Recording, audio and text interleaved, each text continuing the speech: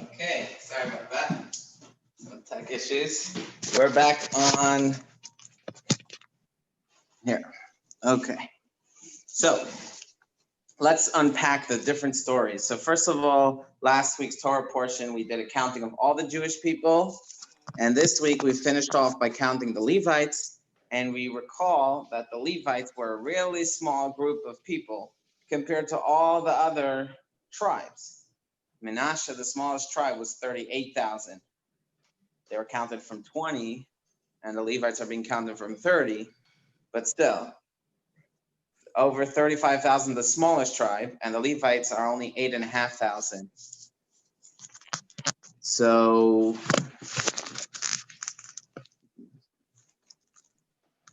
give me a second. Okay, so what's the explanation? We explained last week that the Levites were not slaves to Pharaoh. Because the way Pharaoh got the Jewish people to be slaves, from free citizens to slaves, was a gradual process where Pharaoh asked for volunteers. The Levites didn't show up because they had a special instruction from Grandpa Jacob to sit and study Torah all day.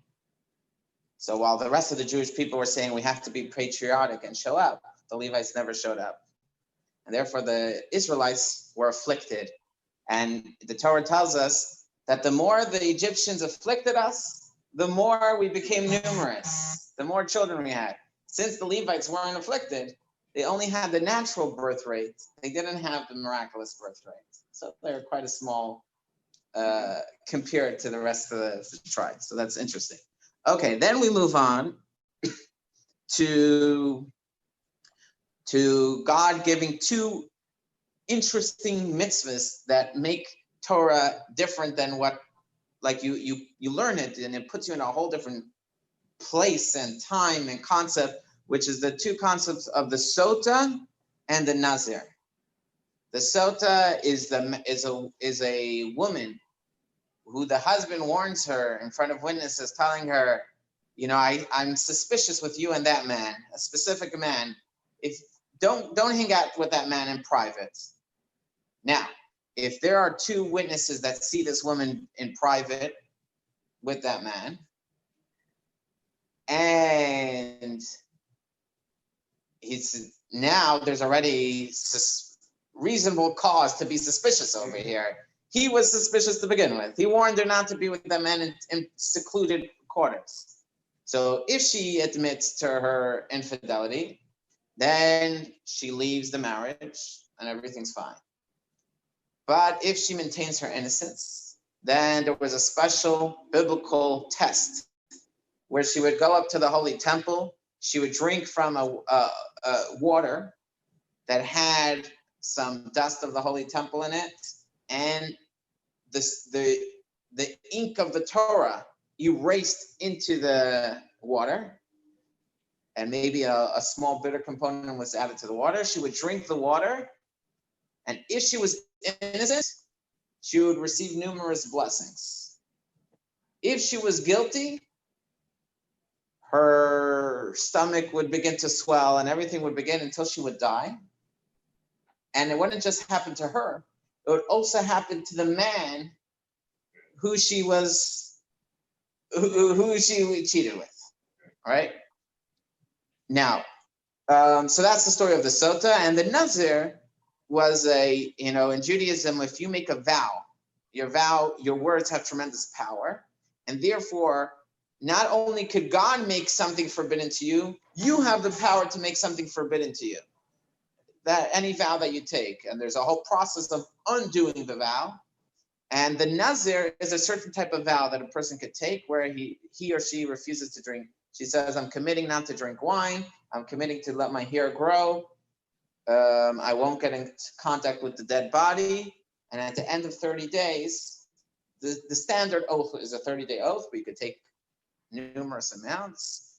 And at the end of 30 days, he would be clean shaven, head to toe, completely close skin shape, no hair left on the body, would bring a special sacrifice, And there was a whole ceremony regarding, when he re-enters regular, normal,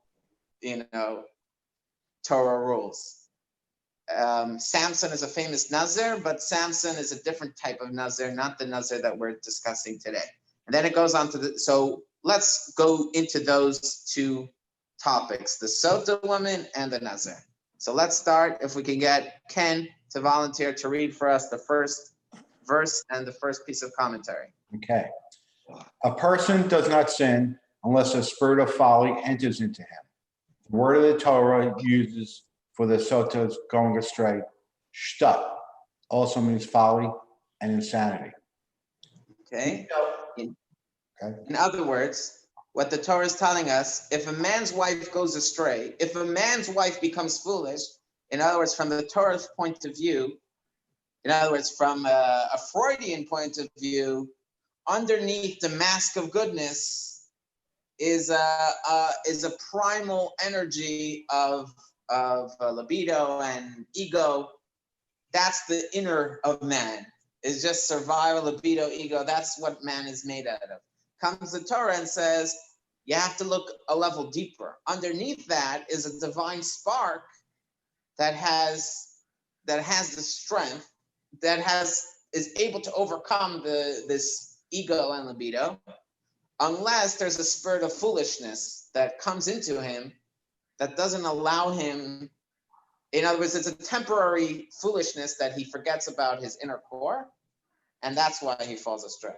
So this is a very positive thing that the Torah is telling us, that even people who we may look down on as addicts or other troubled people, we have to recognize that it's not really their core. Their core is innocent and pure and good and can never be completely tarnished except in rare occasions. And it's only a spirit of foolishness that enters him, hopefully for a very short time. Sometimes the foolishness lasts for a long time until somehow an inner voice reminds them to wake up, or an outer voice helps them wake up. Okay, let's go next verse and next commentary, where we have some physical company here as well. So we're going to ask Keith to read for us the second verse and the first two pieces of commentary, or just the first piece of commentary out loud. Yeah, we're reading chapter 5, verse 15. He shall bring her offering for her, the 10th part of alpha of barley meal. She acted like an animal, therefore her offering is of an animal feed. In other words, okay, everyone heard that? Everyone heard what he read? Okay, perfect. So in the temple sacrifices and offerings, there was an offering where you would give flour, but it has to be the finest, most expensive kind of flour. Except for this woman, her offering that she would bring before she would drink the water or after she would drink the water, it would be made out of barley, which it was considered animal feed. And it's telling us a lot of the things that the woman was made to do was made to drill into her this concept of, remember what you did was, it was foolish.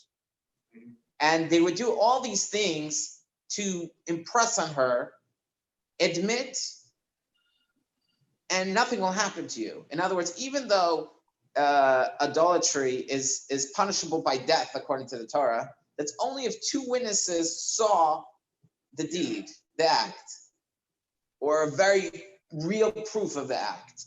Versus here, there was no witnesses to the act. All there was witnesses was that she went into a private room with this man. So there's no witnesses. So nothing is going to happen to her if she admits what happened.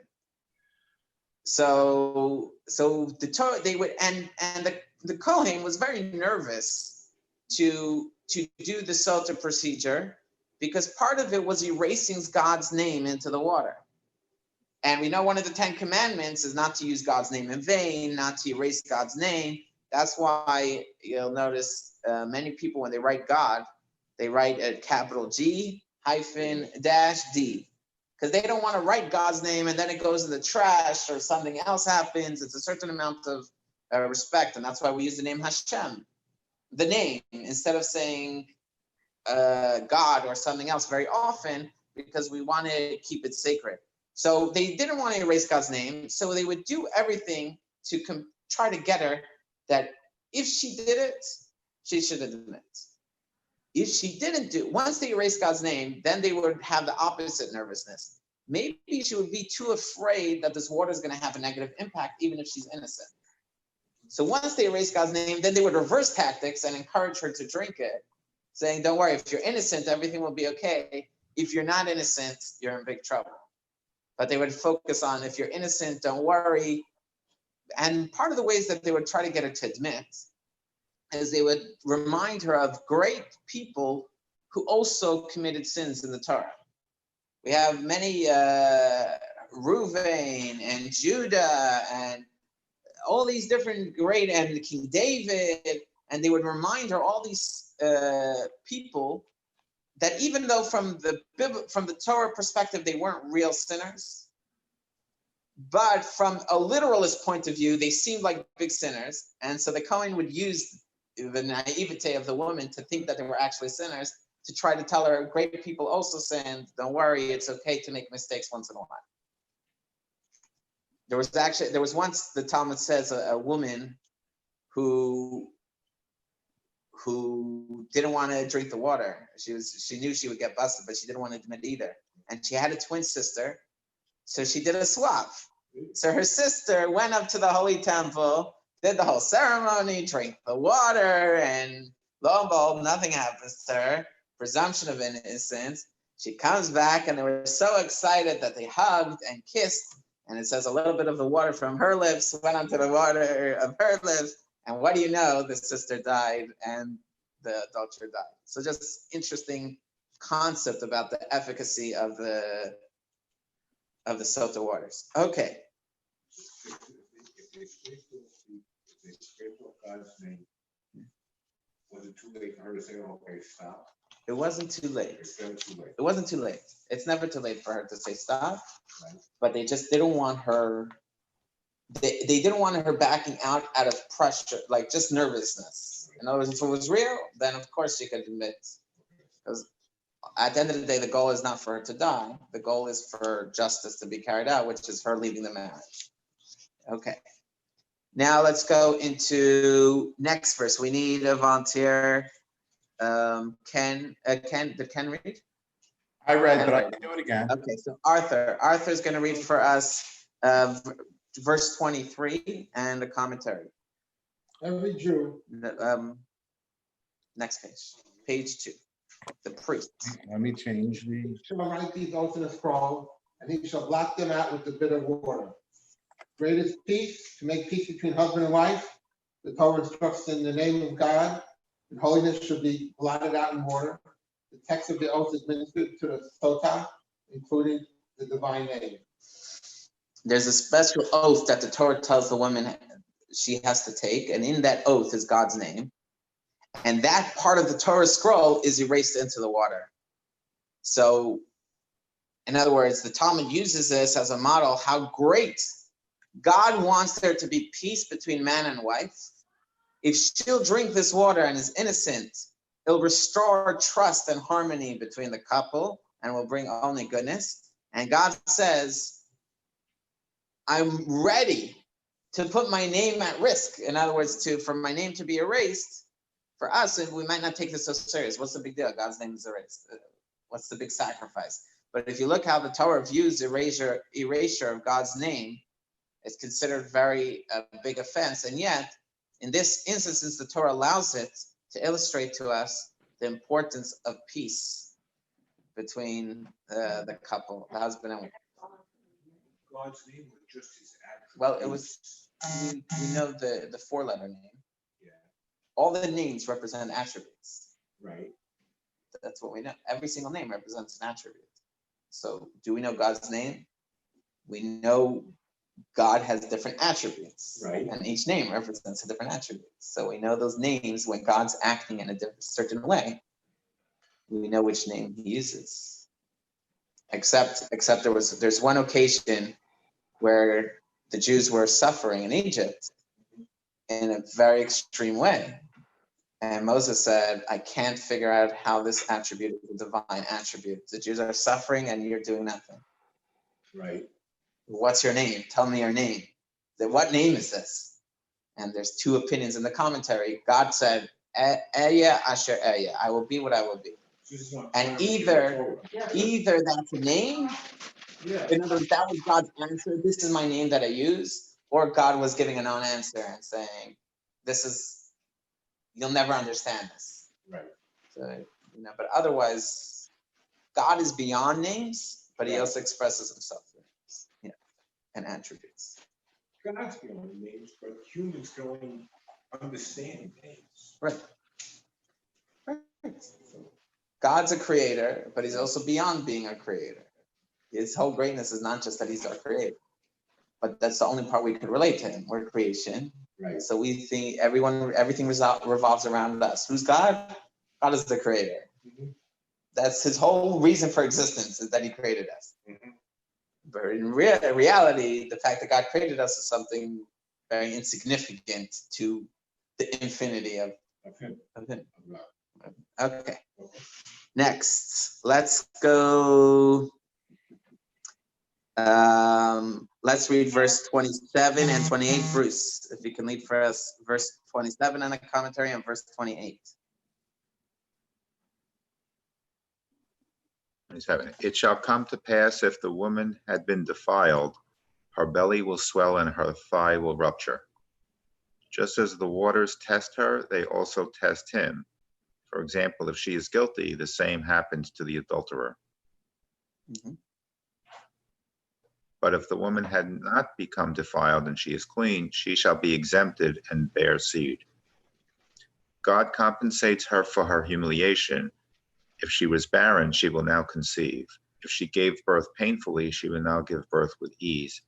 If she used to give birth to unattractive children, she will now give birth to beautiful children. Okay. Beautiful. Okay, nothing to add here. I think it speaks for itself. Okay, now the Torah moves on to the discussion of the Nazir. So let's get a voice. Ken, you can lead us again. Verses 4 and the commentary. 4b, is that it, Talmud? No. He shall eat nothing before. Let me get there. No, he shall eat nothing. Okay. Excuse me. He shall eat nothing that is made of the grapevine, from the seeds to the skin. Though a vine is supported by straight reeds and forked reeds, it cannot stand up under the weight of the wine and the grapes. So if wine's own mother cannot bear its burden, how then can you? Keep going. Yeah, in other words, the Medrash is saying, even a grapevine can't support the grapes. How do you think a human being could tolerate? Grapevines didn't learn how to evolve to tolerate great wine. How do you expect you to evolve to tolerate wine?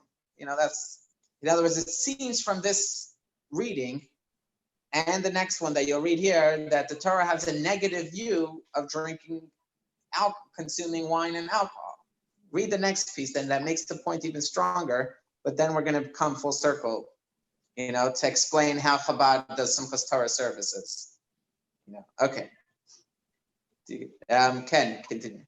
Okay. When Noah took to planting, Satan came and stood before him and said to him, "What are you planting?" Said he, "A vineyard." Said Satan to him, "What is its nature?" Said he, "Its fruits are sweet, where the moist are dry, and one makes from them wine which brings joy to the heart." Said Satan to Noah, "Do you desire that we should plant it together, you and I?" Said Noah, "Yes." What did Satan do? He brought a lamb and slaughtered it over the vine. Then he brought a lion and slaughtered it over it. Then he brought a monkey and slaughtered it over it. Then he brought a swine and slaughtered it over it. And he watered the vine with their blood. Thus he alluded to Noah. When a person drinks 1 cup, he is like a lamb, modest and meek. When he drinks 2 cups, he becomes mighty as a lion and begins to speak with pride, saying, "Who compares with me?" As soon as he drinks 3 or 4 cups, he becomes a monkey, dancing and frolicking and profaning his mouth and knowing what he does, not what he does. When he becomes drunk, he becomes a pig, dirtied by mud and wallowing in filth. Isn't that interesting? So, and let me just give a deeper reading, because you may be wondering, why is Noah partnering with Satan? Isn't Noah a good guy?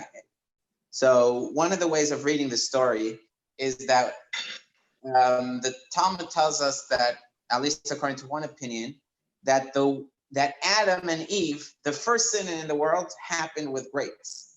The tree of knowledge was actually grapes. Oh. And so, Yeah. what was Adam's motivation to sin? Why did he want to be like? What was he trying to accomplish? What Adam was trying to accomplish was, it's not right that God created a whole world here. But why did he create a whole world here? He has angels to serve him. Why does he need human beings? He obviously doesn't want zombies doing things robotically.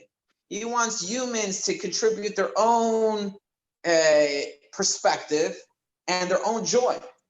They shouldn't just be following orders. They should bring joy into the mix. So that's why he drank wine, and he disobeyed this rule to try to say, God, you didn't create us to just follow orders. You created us also to give our own opinion and to add our own flavor and character to the world. And God felt that was misplaced, because you can have joy and contribute your talents, but only if it's not based on ego. If it's based on ego, then it's destructive. But if it's based on humility, then it could be positive. So Noah's like, okay, now I'm with Satan. Now I have to figure out how to add joy and creativity to this world that's completely destroyed. It needs some life and color. At the same time, it needs joy. At the same time, I can't have ego. So what will I do? I'll drink wine to such a degree that I'm like a pig under the table. How could I have ego like that? I'm not even conscious. I'm so out, not present, that there's no ego involved in the joy. But here again, you don't have ego, but you have, he took it to a whole nother extreme where his self wasn't there either. He forgot about himself. He abnegated himself to the pursuit of joy that his self got lost. And ultimately it was Sarah who figured out the balance of humility and creativity and joy at the same time, and expression at the same time. So that humility and servitude, and yet creativity, passion, and excitement at the same time. Okay, so from this you could read a distasteful taste that the Torah has on men who drink wine. But let's go on to read verse 11, Keith. And he shall make atonement for him, for he had sinned by his soul. Whoever fasts is termed a sinner, for it has been taught. What is the Torah referring to when it says, and make atonement for him, so that he had sinned by his soul? Against which soul did he sin? That he denied himself wine? Now, if this man who denied himself wine only was termed a sinner, how much more so he would denies himself the enjoyment of ever so many things. Okay, so at the end of the Nazir process, let's say the end of 30 days, he has to bring a sacrifice. What kind of sacrifice? A sin offering. What sin did he do? He committed himself to holiness, and now he has to bring a sin offering at the end of the process.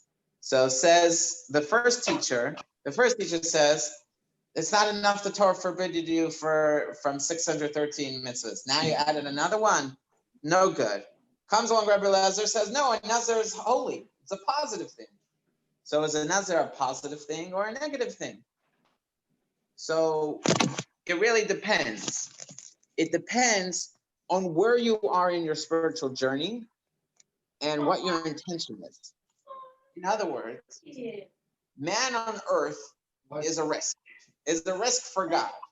You put man on earth, you're putting a soul in a body, you can damage the soul. You can dirty the soul, sully the soul.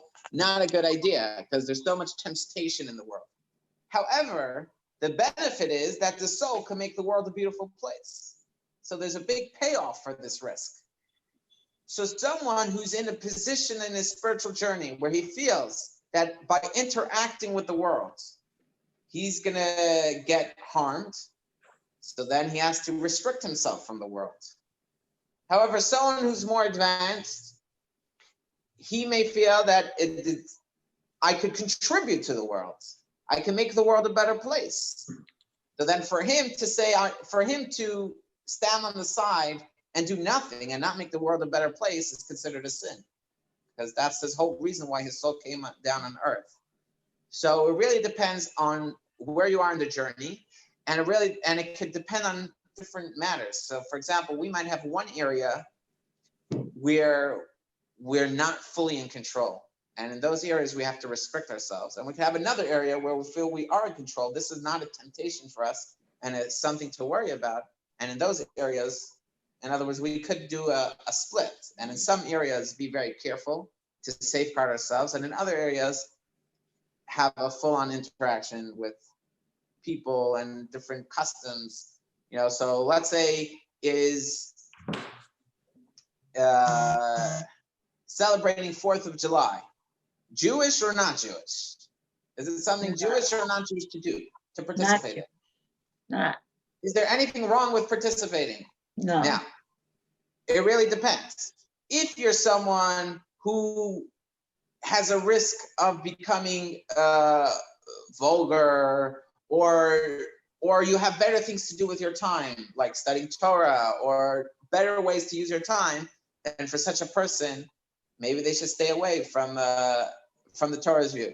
However, think about the impact you can have when you're at a July 4th gathering and adding a moral voice or a positive voice to the gathering and encouraging others to, work together and bring peace and improve. So then it's a positive. So it really depends on where we're holding in our journey. So here's a story. We're going to read the rest. I'm going to just say the rest outside. I'm going to explain the rest of the commentary outside. So the next piece of commentary is Shimon HaTzadik.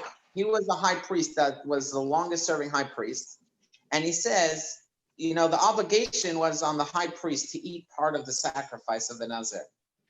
And I just never happened. The Nazir, this thing, even though the Torah speaks about it, it was a rare occurrence. It only happened to me once. There was one Nazir, and I said, evil one, what are you doing? I said, why do you resolve to destroy your evil here? So he said, this Nazir responded that I once looked in the water and I saw my own appearance and it excited my evil inclination to do sinful things. And therefore I decided to become a Nazir. So Shimon HaTzadik said, if that's the case, there should be many more Nazirs like you because your intent is positive. There was Hasidim, early Hasidim gathering and having a celebration and drinking l'chaim and singing joyful tunes.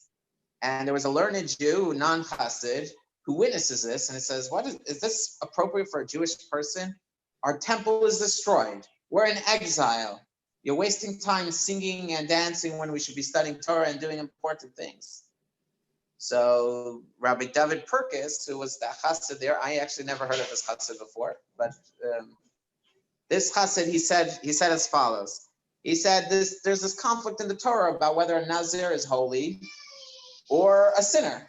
Which one is it? He says it depends.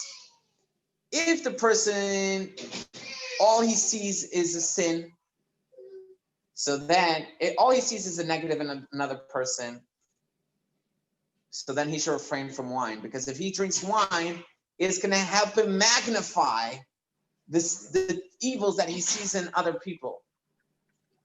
This is because the Nazir is mentioned right after the Sota woman. Why? Why is the Nazir? What does a Nazir and a Sota have to do with each other? The Talmud tells us that why does a Nazir take on the vow? Because he saw what wine leads to in the case of the Sota, that this this woman and this other man were, being lax. They were drinking wine, and this is what it leads to. So he said, I'm going to refrain from wine. So this Nazir, in other words, saw negative in others. So if you see negative in others, the Torah tells you, you restrict yourself to wine. However, if drinking wine, if you're a person who sees the positive in others and sees the goodness deep down in others, then it's a sin for you to withhold from a little wine. Because bringing wine will bring camaraderie together, and you'll be able to highlight the essential goodness of other people, which will in turn make everyone better. It'll make the whole group a better group. I'll drink to that. L'chaim, l'chaim ken. L'chaim ken. Two last things. The Torah speaks about the priestly blessing. In other words, God said, I bless the people, but the Kohen are the messengers. And I have a specific blessing that they have to give, and they have to do it with love. If a Kohen who has anger at another Jew is not allowed to go up to do the blessing, to do the priestly blessing. So there's a few insights into the blessing. So first of all, in the beginning of the blessing, it starts off, Yivarechecha Hashem v'yishmerecha. May God bless you and protect you. So the Talmud tells us most people give gifts, but then you have to worry about watching your gift and protecting it. So God is saying, I bless you and I protect your blessing. I make sure that the blessing is not used. The cash that you get shouldn't have to go to doctor's bills, God forbid, or other negative things, or get stolen. Only positive. The next thing is, God gives us a blessing, gives us the wisdom that we should be able to find mercy and be graceful to others. It takes a certain wisdom to find graciousness and mercy in your heart. And God, that's the second part of the blessing.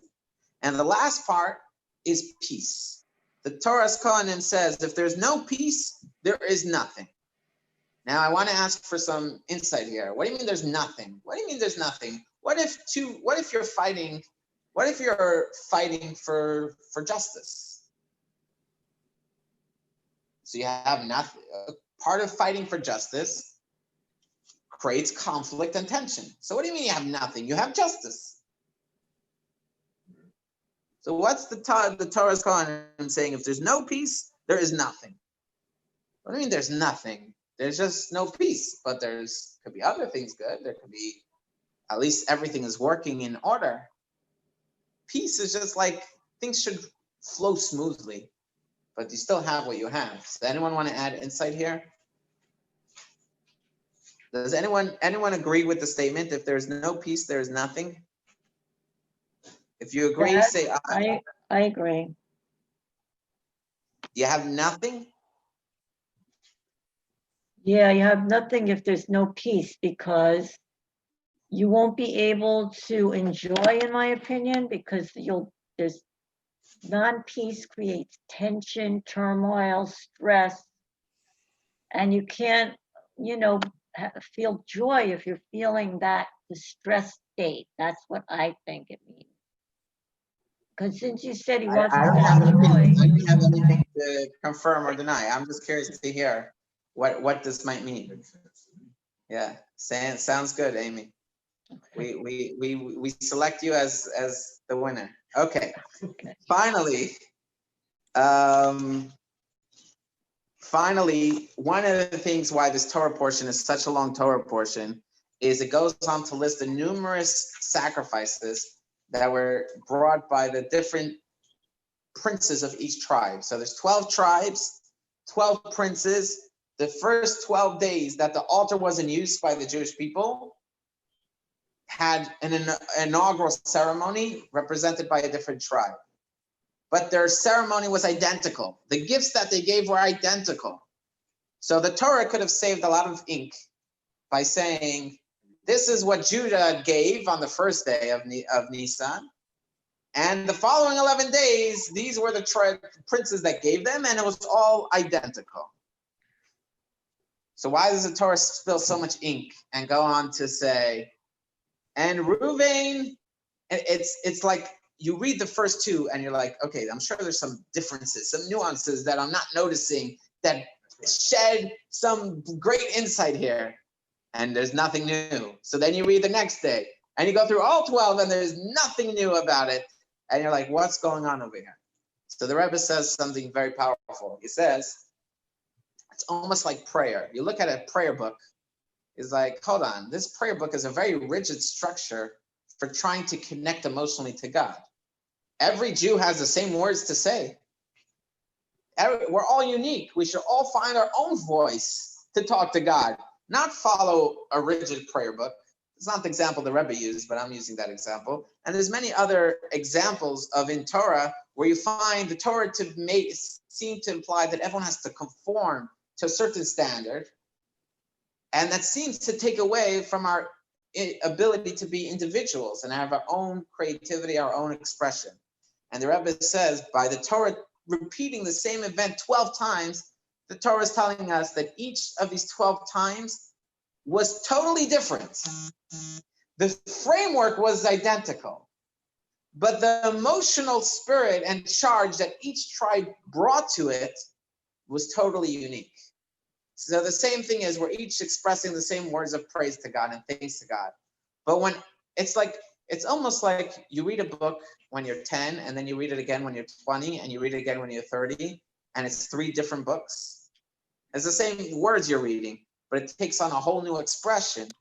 It's the same thing. Each tribe is bringing the same exact sacrifice, but they're bringing to it a whole unique expression that God really cherishes and we really cherish. So it's something to always recognize, not to get lost in trying to conform. In other words, we shouldn't just read the text and not invest our spirit into it, but we should also follow the framework, because the framework adds, it's like a nuclear power plant that goes through many converters and alternators and whatever in order that it should be able to power our home in a healthy way. So the laser has to be focused in order to be productive. Speaking in one voice. When you take the Loud. maybe the Jewish people are speaking in one voice when they're when you're praying to God, right? You say the same prayers that you do, right? We're one people, we're one voice, we're one God. There's one God. You know what I'm saying? Yes, So but we part have of one, part of the oneness is we can never make the oneness make us not unique. right. Hold on, let me welcome Yeah. some. Yeah.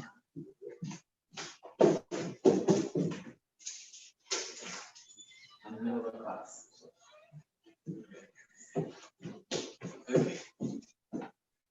Okay.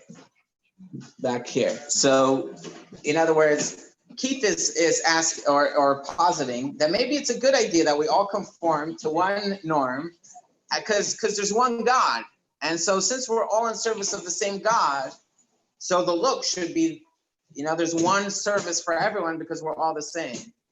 But this God is one in all its details, and therefore he has to be one in the full of person. In other words, Judah and Reuben are different. They are just different. And therefore, if they would be coming together as one in full conformity, they lose they lose themselves. They're not serving. Right. It's not they. You lose their individuality. And at the end of the day, the individuality is also a symbol of unity. In other words, in Judaism, which number represents unity in Judaism? So we think one represents unity. The person says no, 3 represents unity. 1 represents alone, solitude. 2 represents conflict. 3 represents unity. You need the possibility of conflict to bring about true unity. And that's really what God's looking for, is God is looking for real unity, not being alone. He was alone before he created the world. He's really looking for the ability for tension, and yet these 2 opposing forces coming together for the greater good. So we each have to be we each have to invest our full, never create a box for our children that they have to fit to, recognizing their individuality, but at the same time, recognizing that all these individual pieces are in different notes in the song, but it's all part of one song, all playing to the right beats. Yeah. Very good. Okay, so I'm going to end the live chat here. Shabbat shalom. Shabbat shalom. Shabbat shalom. Shabbat shalom. Zalman, come to the video to say good Shabbos. My son Zalman wants to say good Shabbos to everyone. Okay. Come. Tell everyone good Shabbos. Good Shabbos. Good Shabbos, Good Almond. Shabbos. Good Shabbos. Good Shabbos. Be well. All right, bye-bye. Thank you, Rabbi. Bye. Thank you. Be well. Be well.